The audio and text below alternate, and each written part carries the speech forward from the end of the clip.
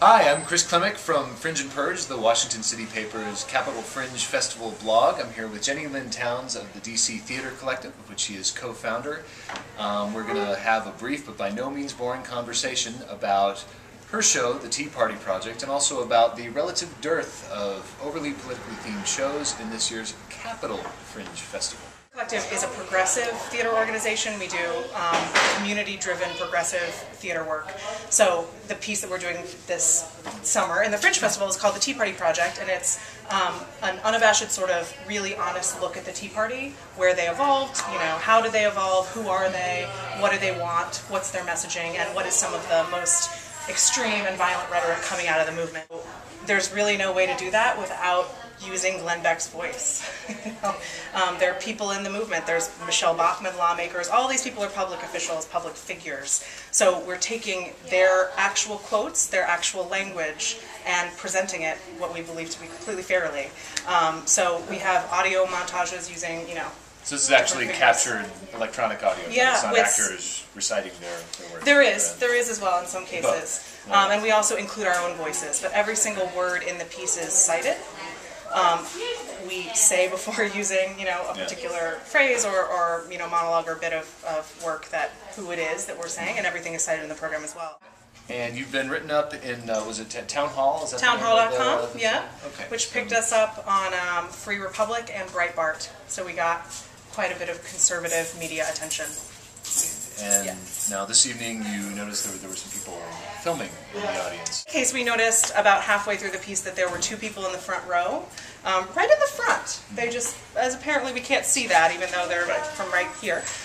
It was a man and a woman. The woman had sunglasses on, which was peculiar, but people, I don't know, see theater in all sorts of different ways. She had an iPhone, and she was clearly following us around. I mean, she was absolutely filming. It was blinking away. Yeah, well, we don't know who she was, but we know she was interested in filming the piece as opposed to watching it and engaging with it. But in any case, the man with her had something on his lap that appeared to be a laptop, also a little, kind of looked like a camcorder. It was a little bit unclear from where we were sitting, so I stopped the piece about halfway through and asked them to stop filming. Well, there isn't much of a fourth wall in the piece. Pretty much all of the piece is us talking to the audience, so this was a particular moment where I felt like I was looking at people and having a real conversation and could look right at them and say, oh, just by the way, please stop filming. Did they comply? Did they turn it off? All of us on stage felt that we were still seeing her film. Our venue manager came out after I said please stop and asked them to stop, and they said okay. They admitted to him that they were filming. We went on with the piece. We finished the piece. We spoke to them after. They then told me that they weren't filming. So the attentive viewer will note that we have repaired to somewhere more comfortable. This sort of plush burgundy couch and this gigantic fireplace. There's no fire. That's true. So the living newspaper concept from... So we are doing a modern day interpretation of the living newspaper, which was basically a theater troupe funded by the Federal Theater Project that would travel the country and...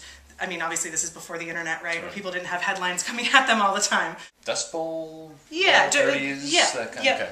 And they would travel the country and basically perform and present the headlines of the day.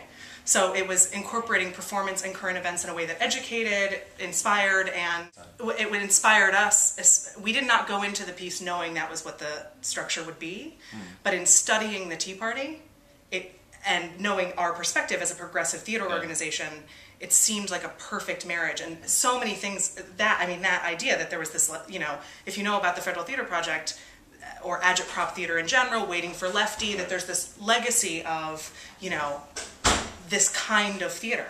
And we just felt that the messaging and sort of the violent rhetoric and what we see as extremism coming out of the Tea Party movement would lend itself very well to this form of theater. So has anyone just approached you directly just to respond to the internet? Posting about yeah, or has anyone just written to you to say, I disagree with what you're doing, or I think you're representing us unfairly? Well, no one who has written us has seen the piece, and we recognize that not everyone who is going to read about our work or come see it will agree with us, and that's fine. We're doing work that we hope will inspire people to think and hopefully act. So are you surprised that there aren't more directly politically themed shows in the festival? I mean, there don't seem to be very many. We were actually surprised by that, and we love talking to audience, people who come in maybe just sort of off the street because they need a show at 10 o'clock and we happen to be. That's the great thing about Fringe is people will look in their schedule and just pop in to see you. And we've gotten response from people who have said, wow, this was, it's not a satire. I mean, it's quite hard-hitting, we think, and it will hopefully inspire you to feel something. And I think people are not used to that kind of deeply political work. And it's strange to me, not just at Fringe, but in DC in general. I don't know if it's political fatigue, if too many people work on the Hill or something, but we are in DC. I'm a native Washingtonian. I have worked in politics. I know people in politics. I live my life sort of in a political realm. And so for me as an artist, it seems that those are the stories I want to tell. And I'd love to see more political work in DC. And we're happy to be sort of on the front lines of doing it. Jenny Lynn Towns of the DC Theater Collective and the Tea Party Project. Thank you. Thank you. Chris Clement from Fringe and Purge. Do it live! Do it live! Nicely done. You and I are done professionally. Yeah. Nicely done. That's what I say. Fix it in post. Fix it in post.